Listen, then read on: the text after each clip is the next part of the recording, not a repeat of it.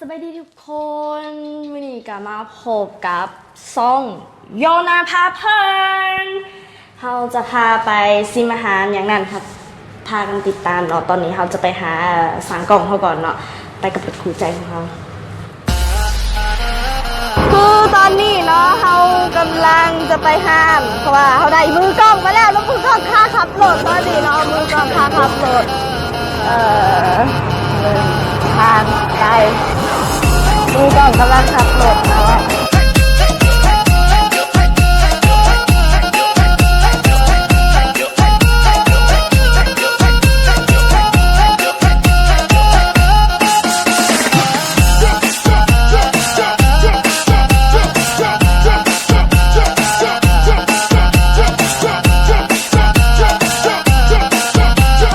มาฮอดห่านปิงเอ็นไม่500แล้วเนาะแล้วเขาจะเข้าไปเบิ่งว่าจะมีเมนูยังแน่คือเขาจะสั่งตามประมาณอยู่4 โคกเลยหรือว่าที่สั่งก็แต่ก็นะเดี๋ยวจะตามกันมาแบบที่นะคะ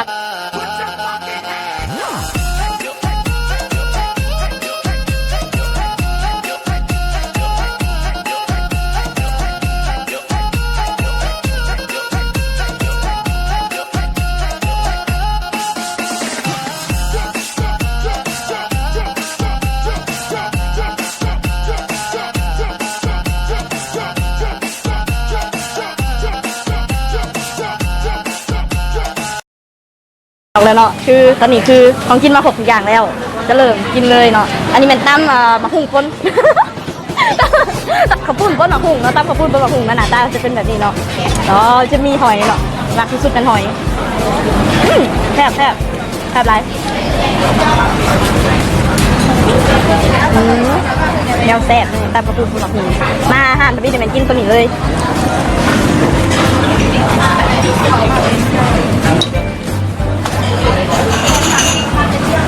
ต่อไปเขาจะมาลองกินตะก่อนก็จะไปกินเนาะขอกินตัวนี้นะไปกินทีเดียวแหละจะมากินตำกุ้งเนาะนี่ตำกุ้งเลยกุ้งเป็นโตๆเลย62,000นี่ก็คือว่าคุ้มได้กุ้งจักโตละลายพอสมควรนะหาซื้อไม่ได้หรอก62,000นี่มีแต่หันนี่หันเดียวเด้อหันนี่หันเดียวบอกเลยบ้านทงฟังหน้าคลอง3โอ้ไม่เสียบเอ็นสิ่ง500ไม่500หรอกโต๊ะกุ้งไหนกุ้งโต๊ะกุ้งไหนเขาตรงนั้นไหมเนี่ยโอ้ยโอ้กุ้งไหนเป็นโตเดี๋ยวกินกุ้งกับกุ้งก็ต้องกินกุ้งเลยดิ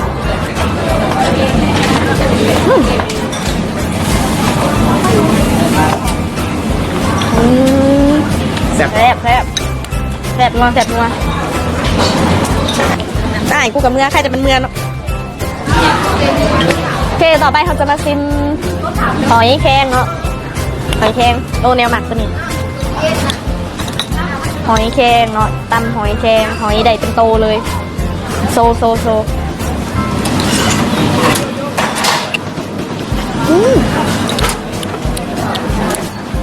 ชาติเป็นอะไรแซ่บ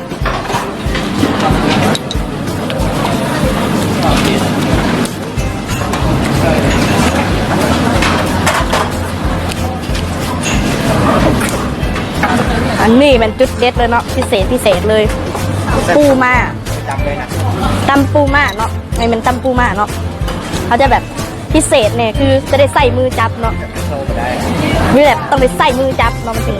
ได้กินแบบครบรสเนาะเดี๋ยว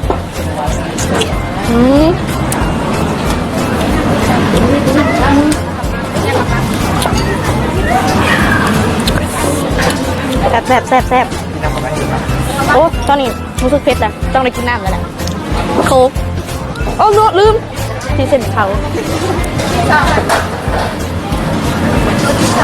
เขาบอกซื้อเนาะมานำอย่างนอนนี่เนาะหายไปเดาเองเด็ดสำคัญของเฮาเลยคืออะไรเนาะปิงเอ็นไม่500จ้าเราจะมีปิ่งลูกซีนไม้ละ1,000เนาะแล้วก็จะมีปิ่งจีนในตัวหันจะมีปิงจีนนำเนาะแต่ว่าตอนนี้มื้อนี้เขาซิมาซิมปิงเอ็นไม่500กันวิธีกินที่ถูกต้องเนาะแจ่วเนี่ยจะสิกินแบบจำแบบนี้กับคนถือมันจะต้องกินแบบนี้มันจึงถือ เดี๋ยวสิสิละแม่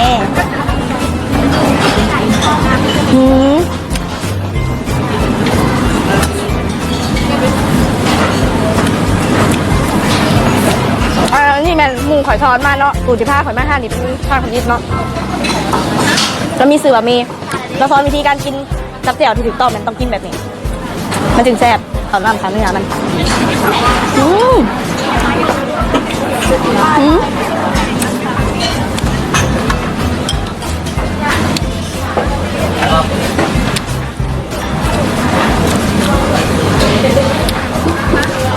ก็จะกินนำอะไรเนาะ